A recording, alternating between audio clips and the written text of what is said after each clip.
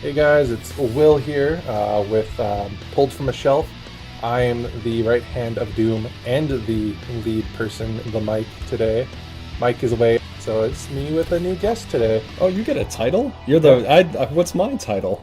I guess you're the right hand of Doom today. Okay, I've been promoted for 3 days. You're the right hand of I'm Will and the right hand of Doom. I'll be the left-handed Doom. The left hand of Doom. There we you go. Okay, yeah. Well, happy to be here. Yeah. So I know it's been a while, guys, since we've done one of these. We've been trying. Things have been going on, but we're going to be going back. For the most part, we're going to be on YouTube now. It's been pretty hard to find some streaming sites where we can keep stuff stored. So, for all purposes, the next few ongoing will be on the YouTube channel.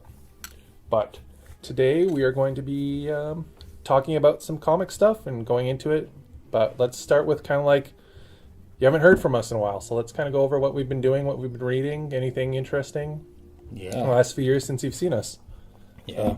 What's been going on with you, Jordan? Well, I mean, if are we talking ongoing series? Like just like what you've been up to, any sort of cool projects? Have you been doing anything in the like store? In my personal life? Well, I mean, we are starting. I guess now would be a good time to plug the sale because that's the one like big thing that I guess we've been doing at the store was we put together this sale that is like a scavenger hunt, and there's different weekly characters. So if you find a character on the cover that is that weekly character, like Spider-Man and Hulk and Wolverine are all this week, you get 20% off. But if you find two of those characters on the same cover, you get 40% off all the back issues you buy that day. So it was pretty exciting.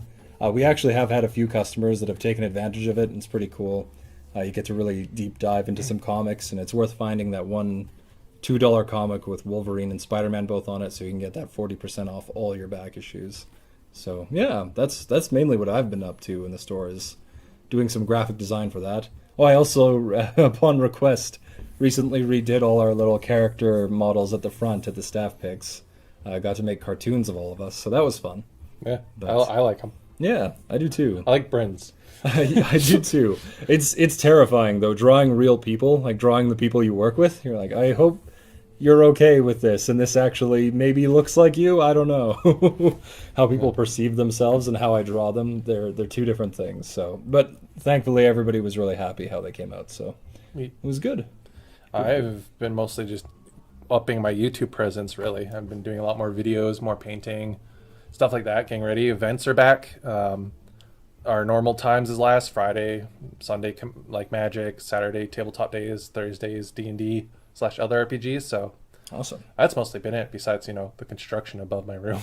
Oh yeah, freaking 7 a.m. construction. So wow, yeah. Let's get into it then. Main first half theme here is we're talking about books the last few years that we were just like, what do we like? What have we been reading? What's ended? Like, what is cool? Yeah. So I'll let Jordan go with his first pick from the list that we have here. Yeah. Okay. So I've been hyping this series up to everybody because I'm super excited. There's only one issue out right now, but 8 Billion Genies came out a couple weeks ago. It's very, very good. Already the premise was interesting to me, where everybody in the world gets one genie, one wish, hence the title 8 Billion Genies. And yeah, the whole world kind of goes to hell in the first 8 seconds. So as like you'd expect, on the one page, because it's on the first page, so it's not a huge spoiler. But it's like the world as it is now, and it says like 8 billion people, 8 billion genies, and then like later on, it's like this Earth is now square because of flat earthers, and it's like 7 whatever billion genies and like half that many people or something like that. And it's just like, and then after it goes back up, you're just like, what the? Yeah, there's a lot of questions that come up with that too, of like, what would you wish for? And that was the first question I asked Michael, and already it was an interesting conversation because we thought, okay, if everybody has one wish, you don't want to wish for money, because that's the first thing. It's going to be useless. Because if everybody wishes for money, then the dollar's going to change, and also the dollar's just not going to matter. Yeah, it's going to be apocalyptic out there, probably, with all the wishes, so a lot of people are going to be using wishes for protection, but even that, you want to be careful what you wish for, because well, the nice thing about this is, and we'd love to hear your guys' take on this in the comments, but the genies do state that the rule is one wish, and your intentions of the wish is put into thought of it. So you have to be careful how you intend your wording. Like, so you don't necessarily have to like dance around the bush with your wording. You just gotta say like purely what your thought on it is, and your intentions have to be true. Yeah, yeah. I mean, I think we've all seen in other media the genies being tricky and going, oh, you didn't wish for money that wasn't stolen from the bank or something like that. But yeah, but I like the art style. I like the writing so far. It's not just the concept, like the actual things they do with the characters are interesting. So much so when I got to the last page of 8 Billion Genies issue 1, I was like, yeah, I'm not subscribed to this series, but I've got to subscribe now. I want to see what happens between another one, I guess, spoiler on that is okay, are we doing full spoilers? Just a little spoiler. I guess it is only issue 1. Yeah. So if you don't mind for that, then yeah. Yeah, so little spoiler, which kind of emphasizes, and this is what caught me on it, was so the first wish of the main characters we follow, the guy wishes for is nothing to happen to the bar. Yeah, that no wish would affect anyone or anything inside the bar or the bar itself. Yeah. And, which is amazing. Yeah, and good wish. The one lady is outside from this, so she doesn't hear that. So she's like, I wish this guy loves me. And then she runs into the bar, and the guy's like, what are you doing here? And so like when that happened, I was like, I like this. Yeah, now already creating tension between our characters. I like the barkeeper. The barkeeper guy is pretty good. Yeah, he seems like the wise old sage of the comic. I'm looking forward to seeing where all these characters go together. So, yeah, 8 Billion Genies. Check it out. Issue 2 is coming out soon-ish. There's going to be 8 issues total. They seem to be doing things in 8s. Yeah. Like, the first issue is like the first 8 seconds. Then it's going to be the first 8 minutes. And then 8 hours. 8 hours, 8 days. 8 months. Yeah. Maybe 8 years by the time it ends? Or are they going to do like 8 billion years? Does someone wish to be immortal or something? I thought about it. I'm like, they couldn't have done this because it would just end the comic right there. But it would also be another interesting to see how everyone would feel screwed over this. But what if one guy was like, I wish that no other wishes could affect the planet and the inhabitants of it. See, that's an interesting idea, yeah. I think they explore that too, is like wishes can cancel each other out. Like if one person wishes that it can. Yeah, like if one person wishes that the world would blow up and one person wishes that the world would be fine, then it's like those two cancel each other out. Yeah, but if you make the wish first though that no one else could wish, and it could affect it. Yeah, I guess with the bar that's kind of what happens, yeah. If you catch it right at that first second. And then like no one knows that you did that, so they're just like, you know, people being like selfish, so they're wishing for money and it's just like, okay, and then just poofs and like yeah. You know how you can tell this is a great comic is we're still talking about it. Like we're not going to talk about any other comic this long. It's a great, if you want a good conversation starter. This book, I think, is really good because of that. It makes you think. Yeah. Oh, absolutely. What do you want to talk about next? Supergirl. Yeah. We all at the store have been reading Supergirl. That's a good one to start with. It just ended recently-ish. We still getting trades for that? Yes. We're still waiting on those. Yep. Yeah, that's someone came in, it was a couple months ago, and they were asking for good Supergirl stories, and we were like, the best one just came out, but we can't get it for you yet, so. That's like the worst thing here, just trying to like, here's all these books I like. They're not in. Yeah, super cool story. If you love pirates, if you love dinosaurs, if you love aliens, if you love all sorts of things that are sci-fi related, you should read this Supergirl Woman of Tomorrow. If you had an issue with New 52, or like, no, not even, New 52 is like, in my opinion, the best Supergirl. But if you hated Rebirth Supergirl, after issue 5 it goes, okay. Then this fixes all those problems. Nice. This is what Rebirth Supergirl should have been. Yeah. And Supergirl with a sword. How can it get better than that? The first issue has Supergirl holding a sword in the air, which I was like, sold, I'll read it. And the artwork is super good. It's beautiful. Yeah, who does the art for that? I've got it. Bill Evely. Bill Evely got massive attention because of The Dreaming. Her style was perfect for a book grounded in dreamscapes, and her artwork was reminiscent of some of the best classic fantasy comic art.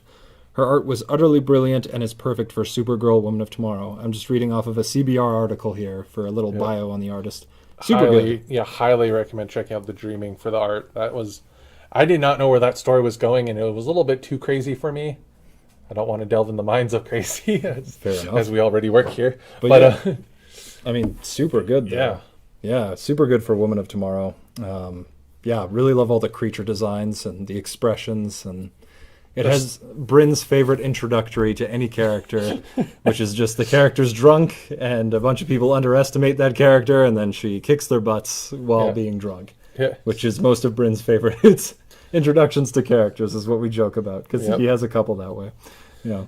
So good, like this, like philosophy behind. It's got a bit of philosophy. It's got a bit of adventure. It's like a life lesson. It's tales. Yeah, in fact, I want to say this, and this is completely spoiler free, but we tried to guess the ending. I remember me and you were trying to guess, like, I think it's going to end this way. Didn't end that way at all, and it ended way better than what we guessed it would be. Yep. So yeah, with no hints, no spoilers, but you should check it out.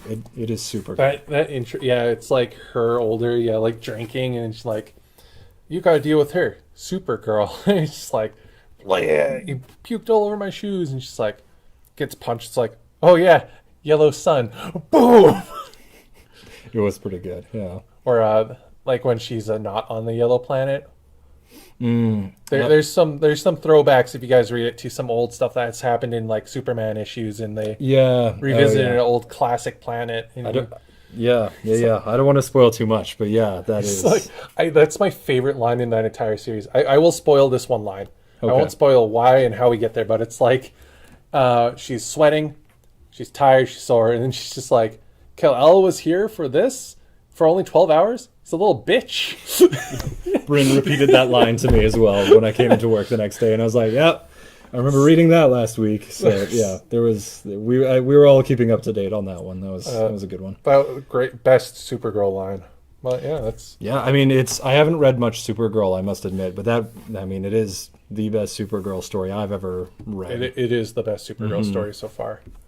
Yeah. Hey, you get to choose the next one. Sure. Let's go into the Swamp Thing. So there's two ongoing Swamp Thing series right now. I love them both. One's definitely a lot earlier in the stage than the other. One's kind of wrapping up and one's just beginning. Let's start with Swamp Thing by Ram V. So Ram V is writing actually quite a few things right now. He took over for Venom. Yeah. He's writing that new Black Label Aquaman book that just came out. That looks really interesting and spooky. I like that one too. However, I think out of all of these, the best that's come out so far is this Swamp Thing series. It is real good. It does kind of remind me of Alan Moore's Swamp Thing in that there's kind of different sections of the story which aren't technically related until they are. So it is kind of, if you like the saga of Swamp Thing, where there's a lot of things being introduced, but then later they all kind of start to matter and tie into each other, this book is probably for you. And it's brilliantly written. It's the art is by Mike Perkins. Yes. Really good artist. And it's colored by one of the few colorists I actually know the name of, Mike Spicer, because Mike Spicer actually does a lot of the color for Daniel Warren Johnson stuff. Yep. And brilliant colorist. He's one of the few colorists I know. Like, he's actually, if you think of art, you don't really think of the guys who do the editing and the like coloring and stuff, but like Spencer's like one of those few guys who is a colorist who's made a name for himself. Yeah. Oh, absolutely. Yeah. I mean, he does a lot. I think I realized this when I was reading Beta Ray Bill, and Daniel Warren Johnson just drew the knife, and Mike Perkins actually made it glow and made it like a glowing knife and made it a laser, which that's not something Daniel Warren Johnson had planned. It's just kind of like a cool thing he added. Yeah, interesting. Swamp Thing Green Hell is the other one I mentioned. So far, there's only one issue out. It's only 3 parts, so it is like a third of it is out. But it is the big Black Label, gorgeous size being that. Haven't we been waiting forever for the Green Hill number 3 to come out? Well, number 2, yeah, it was supposed to come out end of May, and then it didn't. It just got delayed, and there's no new date yet. So I'm still waiting to hear when the new date is. Which, fair enough. Those big books, they take time. They seem like they're always delayed because they do those big, gorgeous 8x10 pages. Magazine size for those who are looking for bags. Yeah. I mean, the same thing with Wonder Woman Historia, which we'll get to in a second. Or Dead Earth. Yeah. Best Wonder Woman before this Historia. Oh, yeah, I really love Dead Earth as well. Yeah, Daniel Warren Johnson's kind of like my favorite right now, so I'll read anything he writes/draws.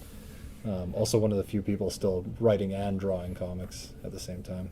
But Green Hell is good. It's the storyline essentially is there's a new sort of swamp thing creature that the Green has sent out, and they're not sure why. It's not Alec Holland, and so yeah, they have to go to Old Man Constantine to essentially bring back. Take a look at my life. Yeah, yeah, they're doing like an Old Man Constantine story where he has to bring back the original Swamp Thing to find out what's going on with the Green. And yeah, that's kind of where the first issue leaves off. What are you doing there, sir? I'm pushing the batteries. Okay, it's making a noise. Yes. You goof. Okay. But yeah, that's Swamp Thing Green Hell. Is it good? It is good. I really like it. Yeah, it's written by Jeff Lemire, who is a Canadian staple in comics. Everybody loves him. And it's drawn by Doug Mank, did the art. And the art is gorgeous. It is horrific looking. Yeah. Just all what you those want. all those Black Label sort of books have been beautiful. Yeah. No, they have been. They don't put poor artists on those books. Or the- writers. Yeah. They've all been amazing. I definitely have more of them than I intended on getting. I got those magazine bags and boards thinking I'll use most of these for my art, but no, I keep buying magazine-sized books and bringing them home. So, yeah, tune into that one. That is a good one. It's a good year for Swamp Thing fans. Yes. Mm-hmm. Especially since like Vertigo switched to Black Label now, so it's like we have a Wall and Swamp Thing and Constantine for a while. Yeah, now it's all. That's back. It's back. Back. In Pog form. All right, what do you want to talk about next? That's one. Oh, frick, I'm like, I love Nocterra. Nocterra was good, but I think like a huge one that caught a lot of people off guard was Last Ronin. Yeah. I mean, it's been taking a while to come out, but yeah, it's it was so officially good. done now. So good. Mm-hmm. So beautiful. It was like the twists in the ending was just spice. Yeah. The whole like anyone asks you why do you love turtles, unless they're like 12, you whip Last Ronin at them and you tell them this is why, pleb. Yeah. Yeah. Even people that don't usually read Teenage Mutant Ninja Yeah. Turtles have tuned into this one. Even Mike is the one who actually got convinced me to buy the first one of those. I'm very glad he did. Yes. Really enjoyed it. Yeah, because like Eastman and the other guy who was doing it originally for Mirage had that whole falling out and it went to IDW. So Eastman kept writing it, but he didn't. The other guy wasn't drawing anymore. It was somebody else. Which the new IDW series is really good. As a shout out for a series, but they finally came back together to write this. Like kind of was like a original idea. They had to end the series slash like right. another take on it, and it's like it starts out strong like. Who's this Last Ronin? Which turtle is it? Because it kind of emphasizes that one. Like something happens that causes 3 of them to die. Yeah. And it's like, but who's who? And you're just like, who's what? And then because they don't tell you in the end, and it's great. It's just Yeah. good. Oh, the control of information in that story is really well done. This is beautiful. I'm just gonna turn down the music a second. There we go. We're recording. Yeah. Yeah, Last Ronin came to an end. Crossover also came into an end recently. Yes. That I have mixed opinions on it. Same with Oblivion Song. That just ended too. Oh yeah, I haven't caught up on Oblivion Song yet. I still need to. I think I'm on trade paperback 2 still, so 2 or 3. I'd have to double check. Yeah, it's becoming a movie. Yeah. I think that'll be good. That's. I think that's one that definitely felt like a movie as I was reading it. But yeah, crossover. I know you said you hadn't finished that one yet. I haven't Right? finished it, but I read the second last issue. Oh, okay, gotcha. Well, I think you would know then too. I really feel like trade paperback 1 to trade paperback 2, they really feel like 2 different stories. Yes. And even I think Donny Cates has talked about that too, where he's like, this was supposed to be something else, and then it kind of just became something else entirely. I have mixed thoughts on it because I really like that it becomes a really personal story for him. Yeah. But at the same time, I really grew attached to the characters in the story in the first half, and I kind of just wanted to see more of that. So Yeah. I kind of wish we got to see that in the second half. But it was still fun. It was still good. It was like a Who Framed Roger Rabbit, but in comic book form. With Image I Comics. love the issue when it comes back after the pause that he takes, Mhm. and it's Zdarsky finding Zdarsky. Yeah. That was a whole good issue. He's like hugging him on the bed. It's like, shh, it's okay. And it's written by Chip Zdarsky, Yeah. that issue, I believe. Yeah, Yep. yeah. Yeah, that was good. I like that. Or with Negan. Yeah. Oh, yeah. I mean, Yeah. we should give out spoiler warnings at this point. Well, I was just gonna say what it's about because no one. Well, it's like Negan's in this, but crossover. So it's gonna be what it's like. Well, what is crossover? What is it? Oh, yeah. That's a good point. They don't know what it is until now. Potentially, yeah. Potentially. Yeah. No, you can give a breakdown of what is crossover. It's an awesome dream project that some crazy mad lad brought to life. It's like the dumb way of explaining it, but it's a story made by Donny Cates, Zdarsky, and some others. Or in a world, some smaller town, I can't remember where in America, this sort of like bubble from like Stephen King's The Dome almost looking thing appears, which brings, because it's made by Image, they have the licenses, so most of the characters you'll see is Image, but it's implied that all the comic book characters throughout history have basically this is like a portal that they can come through into our world. And they do this cool art style where if you're from the comic book world, you have like the old school ink dots, and then if you're from real life, quote unquote, you're drawing like modern day comics. Yeah. It's a cool way to differentiate. Otherwise, you wouldn't know. So But- that's the story basically. Yeah. That's like the first 2 pages basically. Yeah. It really is like Who Framed Roger Rabbit, but in comic book form. And yeah. Zdarsky did write one issue, but it was Donny Cates who wrote the rest of them. Yeah.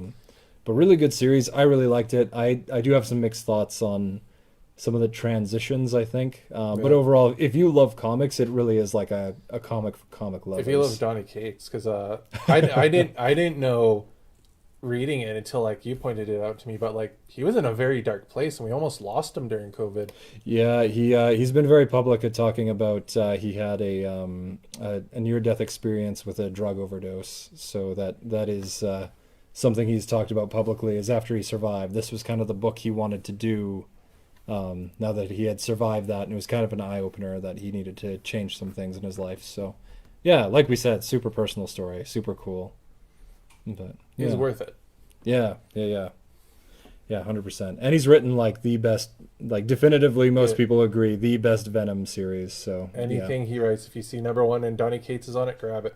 Yeah, I know a lot of people don't like Donny Cates' Thor. I like it. I liked it. I'm one of those people. So, I guess. think- I understand why people don't like Yeah. it, but I'm a sap, I Same with guess. Scotty Young. Anything Scotty Young writes, grab too. Mm, Like yeah. Twig was surprisingly like, I know we don't have Twig on the list there, but that Yeah. first issue, like it was like a great classic like Bones, like coming out of Boneville sort of like book. You're not the first person to tell me that, actually. Yeah, someone but, else called it that. Yeah. But spoiler alert: the twist at the end is it's Whoa. That's... the twist at the end without saying what it is. Don't is even very say much- there's a twist. It's very much Scotty Young. It's Scott Young. There's a twist at the end. So it's like happy-go-lucky Bones, and then okay, this is like nothing like adult. Like it's still kid-friendly. It's just like I didn't expect this. Yeah, fair. Cool. All right, what's next? We were talking about we talked about Last Ronin. We did crossover, Green Swamp Hell crossover, or Superwoman. Talked a little bit about Wonder Woman. Yeah, I think we knocked most of them off the list, actually. I didn't even realize. Yeah. Oh, yeah, we said we were going to talk about Wonder Woman Historia. Yes. We've gushed about that a lot. The artwork is fantastic. It apparently took years.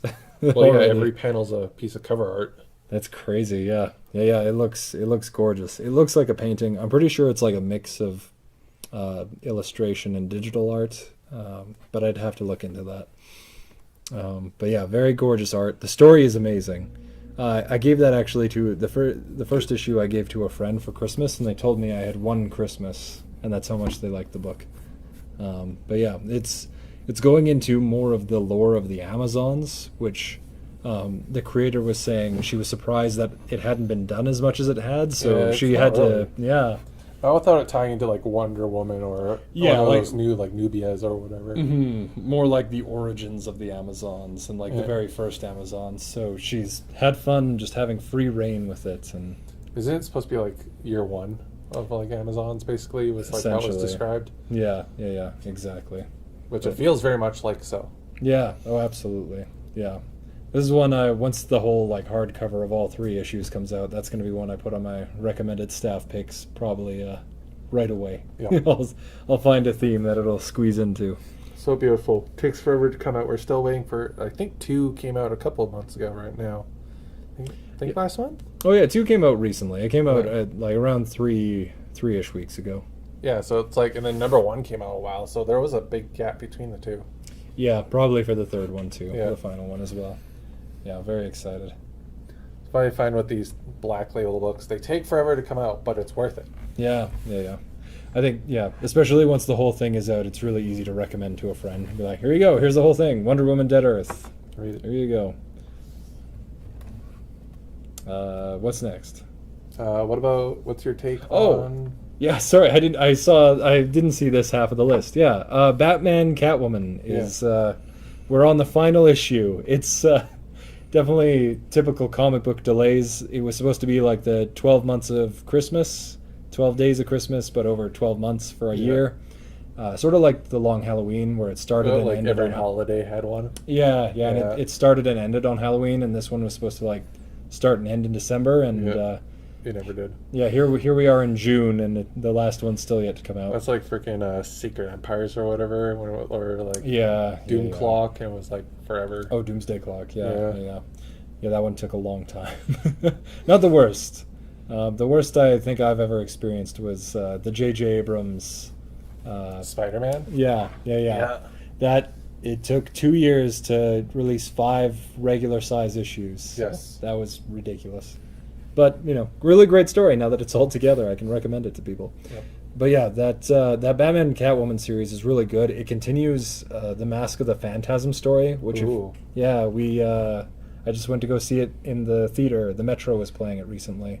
One of my favorite Batman films. So if you like that film, or if you haven't seen it, go see that film. But if you have seen that film and you want to kind of see what happens next, Tom King's Batman Catwoman series has been really great for continuing that story.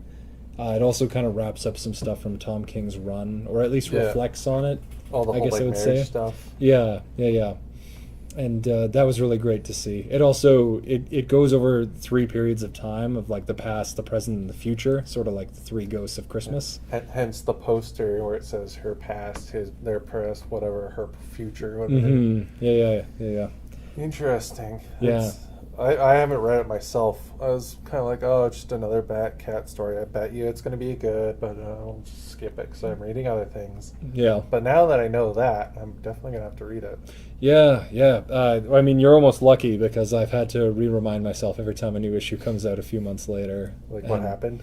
Yeah, because it is jumping all over the place in time, which I do like, but just it's probably better read as a trade paperback. But luckily, Probably. that's coming out probably pretty soon here. Does that mean that they have to print Mask of the Phantasm as a comic now? I don't think so. I think people know. Or resell the movie? Yeah, and there is a Mask of the Phantasm comic, which is essentially just the comic version of the. Oh, there you Yeah. go. But I mean, it's almost kind of nice that you have that mixed medium that you can watch the animated movie, and actually that. Yeah, I was just going to say, we have the Batman comic. Adventures there. Yeah, we have one. The cover is the Phantasm with Joker's face underneath the Phantasm mask, and it's a really cool cover. I've been tempted to get it, but it is a pricey one just because it is one of the few things adding to the Phantasm lore, and that actually is a really good read. I have read it. Is it good? It is good. I almost recommend reading that in between watching the movie and reading this new Tom King Batman Yeah. Catwoman series because it really does add to it, I think. But yeah, really good book. Check that one out. It'll probably by Christmas there'll be a trade paperback, Probably. which is kind of funny.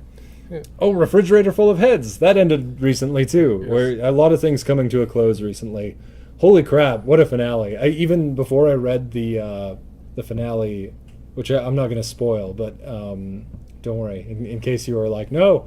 But even our boss Mike was saying, man, I was wondering if it was going to be good, but once I read those last 2-3 issues, I was like, holy crap, this was amazing, and he was correct. I read the whole thing, and once I got to the finale, Yeah, I was sold. I thought this is worth doing as a sequel to Basket Full of Heads, um, which was really, I kind of compare it to Alien and Aliens, where Alien is the horror and Aliens is like the action epic over the top Like one that comes out space after. action. And Basket Full of Heads and Refrigerator Full of Heads, I think, has the same relationship. Yeah. It's it's I the like the horror and the shark. epic. Oh yeah, the shark is amazing. Shark. So yeah, we'll keep with, I think, the only spoiling the first issue kind of thing, just to give you a taste. But yeah, in the first issue, a shark's head is beheaded and stays alive, and so they keep it as a weapon or as something that could come in handy. And Interrogation device. yeah, and yeah, you can, as most people when they read issue 1 are like, well, that's gonna come back as something. So we'll see what happens there. Yeah, And it's fantastic. it's good. Mhm. I like that whole Joel Hill stuff. Yeah, Was good. Like the Basket Full of Heads was the best, and then Dollhouse was my second favorite. Yeah. The Hill House stuff is great. I think Joe Hill did write Basket Full of Heads. I don't think he wrote Dollhouse, did he? Or is that a different writer? I think he did all of them, or he did a good chunk of them originally, and then these next ones that came out under the Joe Hill title were all done by different people. Yeah, because I know, like another recommendation of mine would be like Lolo Woods is my staff pick this month, and that's one that's curated under the Hill House. Yeah. It's like their horror line it's like where they're Black Label but for horror. Yeah. DC Black Label horror genre. Horror stuff is coming back. Yeah. Oh, Marvel's in even comics, more. yeah, Yeah. absolutely. In comic books, it's bumping. The old stuff's coming back. Detective book stuff's coming back. Horror stuff's coming out. Marvel and DC's bringing their old lines back. Yeah. And I gotta say, more and more customers are coming in and going like, hey, do you got old Tales of the Crypt comics Yep. or horror vault? Friday the 13th is like, we had a whole run of Friday the 13th, and like Michael, was that the Mike Myers one? Is Friday the 13th? No, that's Jason Voorhees. But we also had Mike Halloween- Myers' Halloween, that's it. Halloween. Yeah, but we had both of those. And they're gone. Yeah. Same day I put them up, gone. Yeah, we had a whole run of them, and people took them. So yeah, horror comics coming back in a big way. Yeah. Oh, sorry, you go. I was gonna say, but when are we gonna see Joe Hill line of Haunted Tank? Oh yeah, Give me you a were saying modern that. day Yeah. thriller Haunted Tank. You I could go so scary with that. That'd be amazing. Yeah, I mean, with Basket Full of Heads, there's kind of that tongue-in-cheek humor too, where it's horror, but it also is kind of like funny and goofy, and I think you could strike that same tone with it. That's a good idea. Yeah. You should pitch that to him. Oh, I've spammed Tom King on Twitter already like 4 times with being like, so when are we getting a Sergeant Rock? Oh, that's you. Yeah, he's like, block this will from my account, please. But yeah, I honestly do like the idea of all of it curated under Hill House, though, because I swear everyone I read, I could have swore he did it. Yeah, which I know I don't mean that to sound insulting, like as if like, well, yeah, credit where credit's due, and I want to credit the other writers as well, because it's Carmen something for Lolo Woods. I'll look it up. But yeah, I think that's a sign of good curation, and that they have a good eye of what would fit in this category. It's almost as maybe he's helping in a bit. Maybe he's like reviewing it and being like, hey, this is cool. I like this. This is something I do. Or maybe try a little bit of this. Maybe change the color slightly here, or change the character to do this. I don't know how involved he is. Yeah, that's I could believe it. Like what the writing from it, I can believe if he had actually a little bit of leeway in it. Carmen Maria Machado is the Lolo Woods writer. Super good writer. I'm gonna have to look out for more of her stuff. I've heard of her before. I think I've actually read some of her stuff too. Mm-hmm. She's really good. Yeah. Very, very, very good. I love Lolo Woods. Yeah, I'll have to keep a lookout for more of her stuff. Ain't no grizzly shark though. Oh yeah, Grizzly Shark is also great. Ain't no grizzly shark. You know what I just realized, and it's not on our list. We didn't write it down, but the one that we both liked was Daisy. Yes. It just ended, and that super good horror comic. That I was locked into. I loved the take on the whole like heaven and hell, Old Testament take stuff. Yeah, well, it's mainly going off that Bible verse about how like people breeded with fallen angels, and they, as a result, giants were made. Yeah, that's how giants were made, and biblical giant, like that's how Goliath was made, and a race of giants. So it's kind of taking that idea and putting like a horror twist on it, which I thought was pretty cool. Mm-hmm. Yep. And yeah, the the art and everything that happens in it is horrific. Definitely look for that one. It just ended, so we'll try and get some trade paperbacks into the store as soon as we can, because it's also a big recommendation for horror comics. But yeah, Wonderful Historia, Refrigerator, yeah. Beta Ray Bill. That was the only other one we had. This one came out a while ago, so I know Yeah. people already know, but anything Daniel Warren Johnson writes, I eat it up. And Beta Ray Bill is one of my favorite Marvel characters. So. Horseman himself, Cyborg Horseman. That sounds like a show. Yeah, I mean, yeah, that's sold on the idea, right? If you say Cyborg Horseman, people are like, I want to read that. There's rumors he might be in Love and Thunder. No substantial proof yet. I could believe it, like as a cameo at the end, like post credits. Yeah. I mean, Then they'll never use him like they did with Adam Warlock. Well, okay, here's my pitch, and this is just me. I haven't read this on the internet or anything, but I've just thought about this because in the comic books, Yeah. I mean, if spoiler alert, I guess if they use any of this for the movie, I don't know. I have no clue, but yeah, just going off of comic books, Yeah. that this may or may not be based on. But in Ragnarok the movie, Yeah. Loki releases Surtur, who destroys Asgard. Yeah. And in the comic books, Beta Ray Bill, his whole planet is destroyed by Surtur, his home. Yeah. So, and for this new movie, they're doing Gore the God Butcher, who is his whole philosophy is like, the gods, they need to be killed. Like we shouldn't rely on gods with like who won't, hear our prayers anyway. And so he's going around butchering the gods. So I was like, man, that would be perfect to put in Beta Ray Bill, because if they're doing the storyline where Surtur destroyed his planet and he's all like pissed that Thor the God and Loki Butcher? is I was thinking, like, what if he starts off working with the God Butcher and then they do because that's kind of how it happens in the comics, is Beta Ray Bill and Thor first meet, and then Because they fight each other. yeah, because he thinks that Thor is a demon, and then they both work together to defeat Surtur. Isn't there something about like how Asgard in that one too gets put into like a tiny like bottle, like a ship in a bottle or a dome or something? Oh, I'm sure there probably is something like that. You might also be. I think that also happens to Krypton. Well, it does. A lot of stuff Krypton. They happens get that put way. into a bottle, but like in one of the books, like he's fighting Beta Ray, because I flipped through it when I was pricing stuff. Mm-hmm. He's like fighting Beta Ray Bill, and he's like, "Oh, you're feeling all sad for yourself. I lost my world and all this stuff." And you're like, "At least you still have Asgard." And it like zooms over to him, like he saves he could of Asgard from Ragnarok in like this little like glass dome thing, Yeah. Was that like that, alternate plane. that wasn't in the Devourer King, was it? That was like Donny Cates' Thor when Beta Ray Bill and Thor are fighting. He does fight in that one. This is from the 90s. Oh, okay, an older one. Yeah. An older one, yeah, like Maybe it is the Volume 2, original maybe one. Volume 1. I'd have to reread and Yeah. see. I'm sorry if you're listening to this and you're like, I know what it is, and you guys are idiots, and I'd be like, fair enough. we are idiots. Just let us know at the Yeah. bottom though if you're going to back that up. And yeah, so we know for next time. But yeah.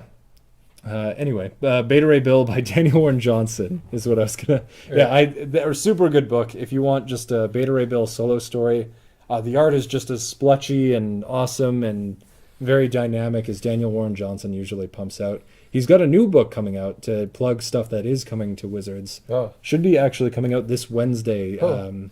depending on when you're listening to this. It comes out June 15th.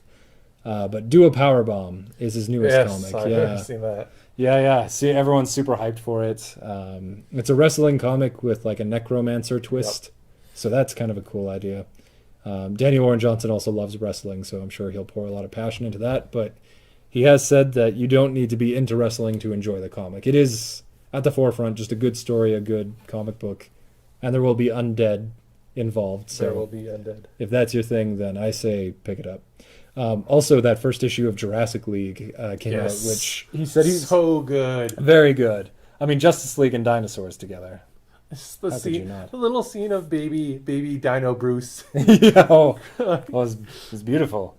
Yeah, it caters to all my child loves of dinosaurs and superheroes. Has the best Joker in it though. Oh, yeah, Jokerzard. Jokerzard. Jokerzard is great.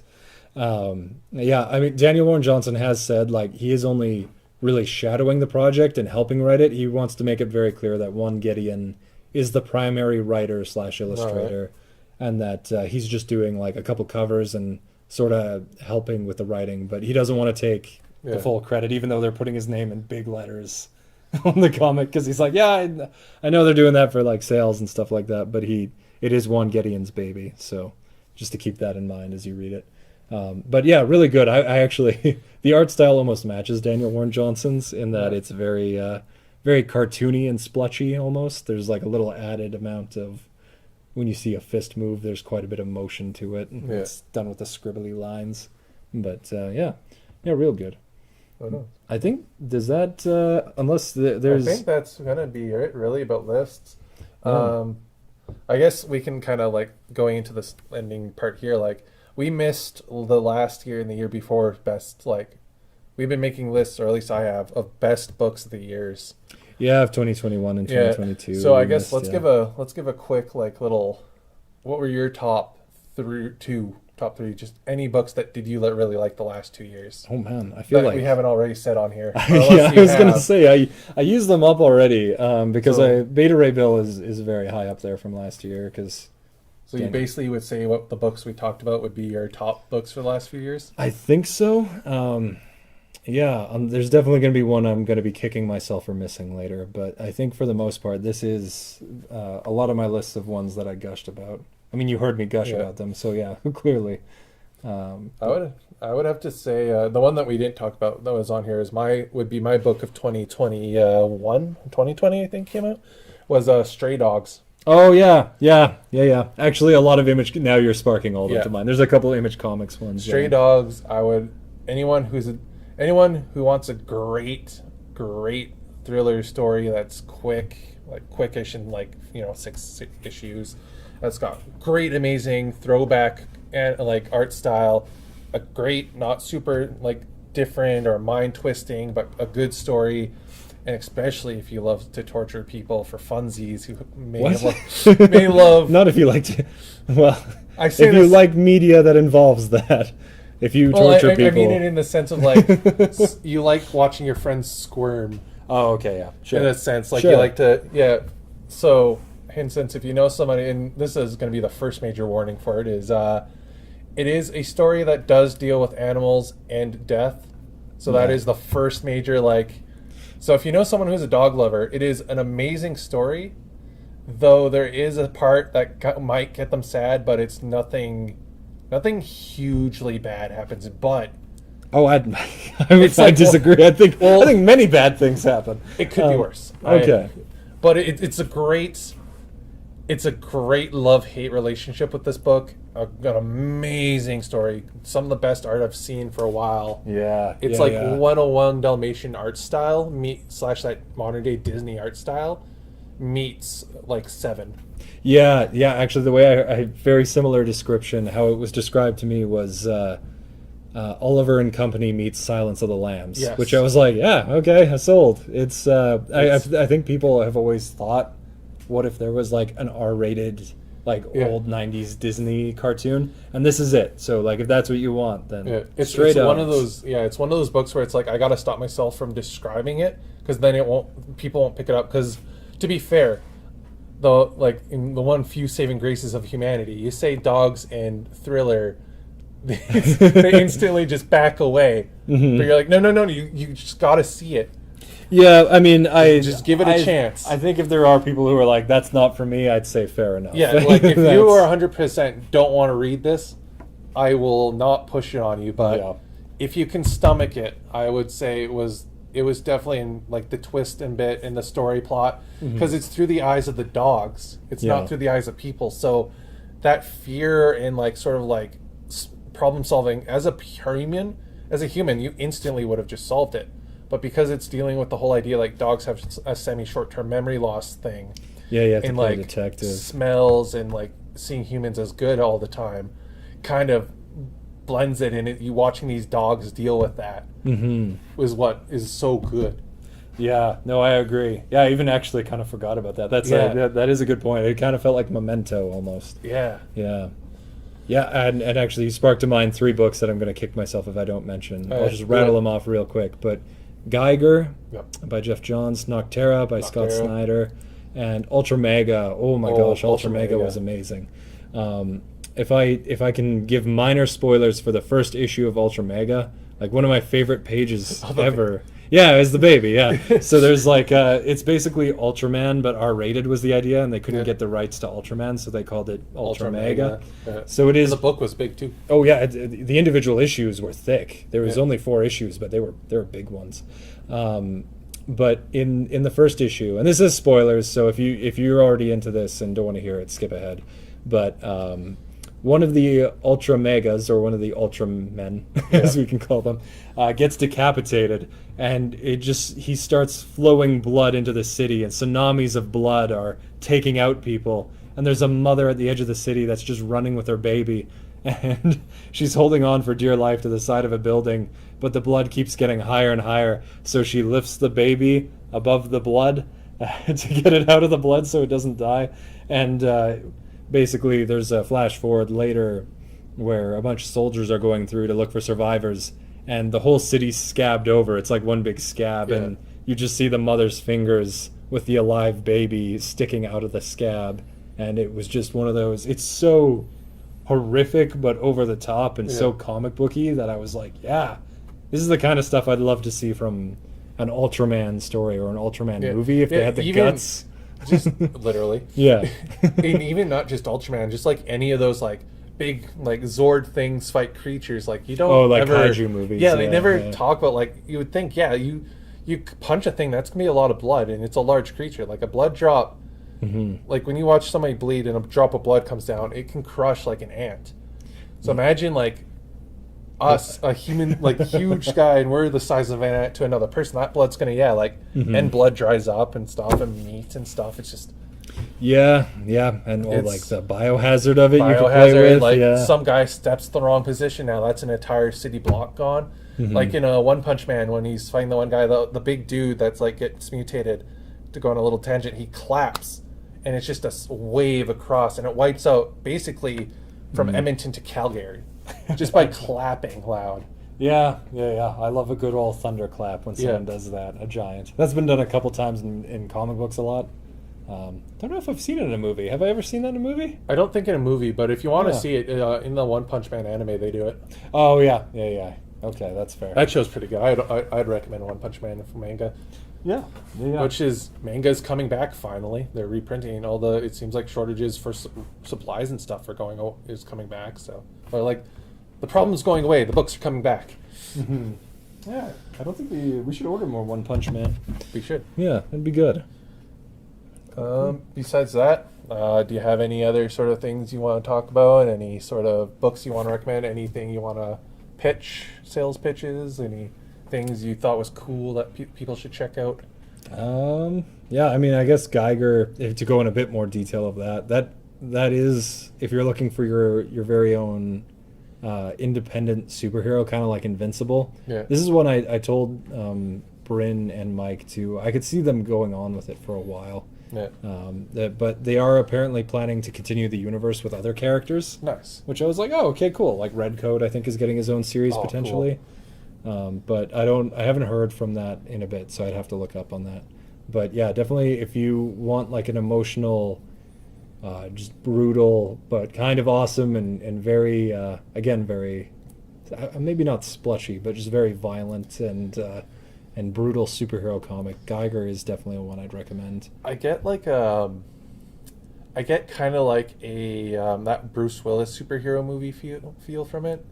Okay, Invincible, I think it's called, or something like that. Unbreakable. Oh, Unbreakable, yeah. It's kind of got like that feel, but like the movie slipped my mind now. But like that sort of like guy who doesn't really want to believe stuff, kind of like lone wanderer. He's like, yeah, don't follow me, kid. I'm kind of like just doing this, like. Sort of thoughts on it, and then near the end he starts realizing like what he actually is, and the supporting stuff kind of opens his eyes to it, and he's just like, right, yeah, which a great movie, underrated, I think, in my opinion, until that last like that Glass movie came out. Yeah, people like the first two. They like Split, and they like Split, I think, was what really brought it to people's attentions. Oh yeah, totally. But like, because I mean, I think now it's very well known, but at that time it wasn't. I don't think it was released that it was like a related to Unbreakable at all, and then it was like, oh, surprise. But like Unbreakable is like, I think, one of my favorite underrated movies. Cool, yeah, it's so good. But yeah, I think that's, yeah, I'm just gonna, we have, I guess, we'll go into the ending section here then. Sure thing. Check out, I guess, sale pitches / sponsors. Of course, Wizards Comics. Again, right hand of Doom, left hand of Doom. Here, talking Wizards Comics. Events are back again. Friday Night Magics. We're doing Pauper and Pioneer. Sunday's Commander again. Saturdays like today that I'm recording Warhammer Days / other games. Thursday is D&D nights at 5:30. And talk about D&D. The nice people at the Canteen, which is a youth group here that runs in the summer, is starting to do events again down by the library, like the main Strathcona building, where they do D&D events. They do a bunch of other games. They've asked if we could speak about them, so we have some posters up there. So if you guys want some more information, again, we have the sale going on, like Jordan was talking about, scavenger hunt. So make sure to keep an eye on the social medias, which links can be down below, or on Facebook, stuff like that, where you'll see the next characters every week. They'll be different. And I think last but not least, we still got a bunch of pre-release stuff from Baldur's Gate. Check out the Nefarious Smiths, made by a guy here in Alberta. I believe we're the only store so far that sells his issues. It's actually really good, really funny. It's kind of like a more adulty, sort of like Teletoony sort of take on a Canadian version of Fantastic Four. It's pretty good. It's pretty good. Pretty good humor. I like it. Really well drawn, well written. I think that's it for me. Cool. All right. Yeah, we will see you guys hopefully with Mike again in the next podcast here. Yeah, thanks for listening. Bye-bye. Bye.